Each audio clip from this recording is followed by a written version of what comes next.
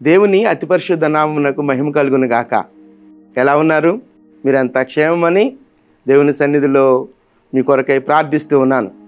అనుదినము ఈ hope for today వాక్య ధ్యానాలను మీరు అనుసరిస్తూ మీరు వ్యక్తిగతంగా కుటుంబంగా ఆధ్యాత్మిక అభివృద్ధి పొందుతున్నారని నమ్మి దేవుని ఎంతగానో స్తుతిస్తున్నాను. ఈ దిన హోప్ ఫర్ టుడే వాక్య ధ్యానంలోనికి మిమ్మల్ని ఆహ్వానిస్తున్నాను.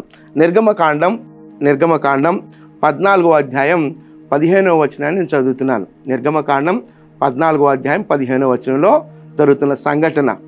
ఐగుప్తు నుండి వారు బయటకు వచ్చిన తర్వాత, వెలుపలికి వచ్చిన తర్వాత ఇమీడియట్గా ఎదురైనటువంటి ఆటంకం ఎర్ర సముద్రం. ఆ ఎర్ర సముద్రం దగ్గరికి వచ్చే ఆ సమయానికి చాలా వ్యతిరేకత వస్తూ ఉంది. అక్కడ ఇశ్రాయేలు ప్రజల నుండి మోషే మీదకు ఒత్తిడి వస్తుంది. అలాంటి ఒత్తిడికి గురవుతున్న పరిస్థితుల్లో తను ఆందోళన చెందుతూ దేవుని సన్నిధిలో ప్రార్థిస్తూ ఉన్నాడు. ఆ మాటే 15వ వచనంలో మనకు కనిపిస్తుంది. అంతలో యెహోవా మోషేతో, నీవేళ నాకు మొర్రపెట్టుచున్నావు, సాగిపోవుడి అని ఇశ్రాయేలీలతో చెప్పుము. సాగిపోవుడి అని ఇశ్రాయేలీలతో చెప్పుము అంటున్నాడు దేవుడు. చాలా ఉన్నతమైనటువంటి సిద్ధపాటు జరిగింది అక్కడ.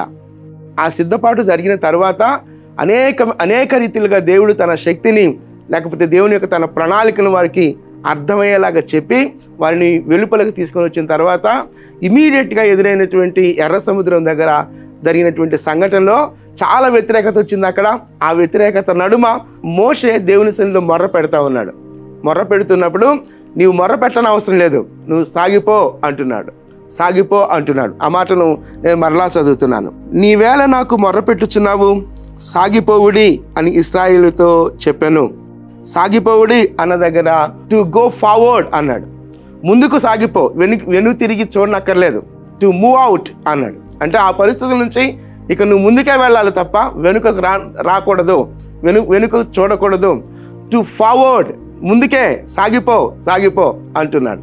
అంటే దేవుని యొక్క ఉన్నతమైన ప్రణాళికలో భాగంగా ఎదురయ్యేటువంటి ఆటంకాలు, ఒకవేళ ఆ ప్రయాణంలో ఎదురయ్యే ఆటంకాలను బట్టి అక్కడే ఆగిపోనవసరం లేదు. కానీ పిలిచినవాడు దేవుడు కనుక, ఏర్పాటు చేసినవాడు దేవుడు కనుక, సిద్ధపరిచినవాడు దేవుడు కనుక, ఆ దేవుడు నడిపించే మార్గంలో, దేవుడు సిద్ధపరిచిన మార్గంలో నువ్వు ముందుకెళ్తున్నప్పుడు ఎదురయ్యే ఏ ఆబ్స్టకిల్, లేకపోతే ఎదురయ్యే ఏ ఆటంకమైనా దానిని బట్టి నువ్వు ఆగిపోనవసరం లేదు. ముందుకే వెళ్ళిపో మోషే, ఇశ్రాయేలుతో చెప్పు అన్నాడు దేవుడు అక్కడ.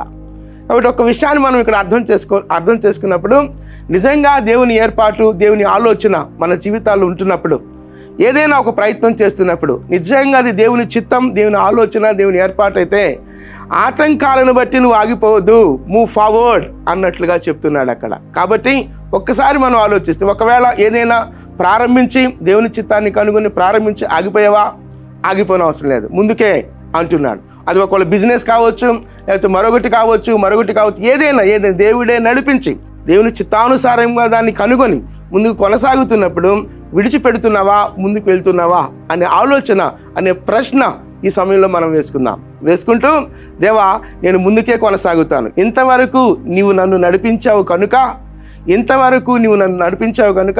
ఈ ఆటంకాన్ని కూడా నేను అధిగమిస్తాను ప్రభువా, ఆగిపోను ప్రభువా అని దేవుని సన్నిధిలో దేవుని యొక్క శక్తిని తీసుకొని ముందుకు కొనసాగుదాం. దేవుడు ఉన్నతంగా నడిపించాడు అక్కడ. అంతవరకు నడిపించిన తర్వాత ఎదురైనటువంటి ఆటంకంలో ఆందోళన చెందుతున్నాడు. ఆటంకం ఎదురుగా వచ్చే ఆటంకం ఒకటైతే, ఇశ్రాయేలు ప్రజల ఒకలాంటి తిరుగుబాటు ధోరణి అప్పుడే మొదలైంది.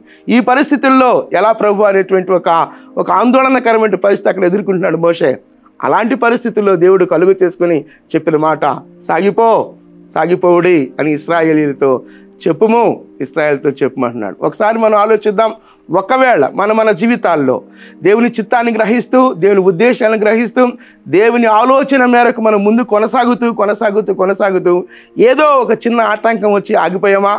లేదు, ఆగిపోవడానికి వీలు లేదు. ఎందుకనంటే నడిపించిన వాడు దేవుడే, బలపరిచిన వాడు దేవుడే, ఆ పరిస్థితులకు తీసుకొని వచ్చిన వాడు దేవుడే. కనుక దేవుని శక్తిని ఆశ్రయిస్తూ ముందుకే కొనసాగాలనేది దేవుని ఉద్దేశం. ఒక్కసారి ఆలోచిద్దాం.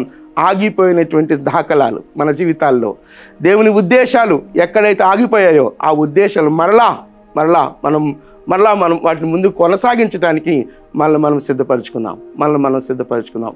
చిన్న ప్రార్థన చేస్తాను. మీకు అభ్యంతరం లేకపోతే నాతో కలిసి, మీరు ఎక్కడున్నప్పటికీ నాతో కలిసి ఏకీభవించాలని మనవి చేస్తున్నాను. మహోన్నతుడా, జీవము కలిగిన దేవా, మీ గొప్ప నామానికి వందనాలు చెల్లిస్తున్నాం ప్రభువా.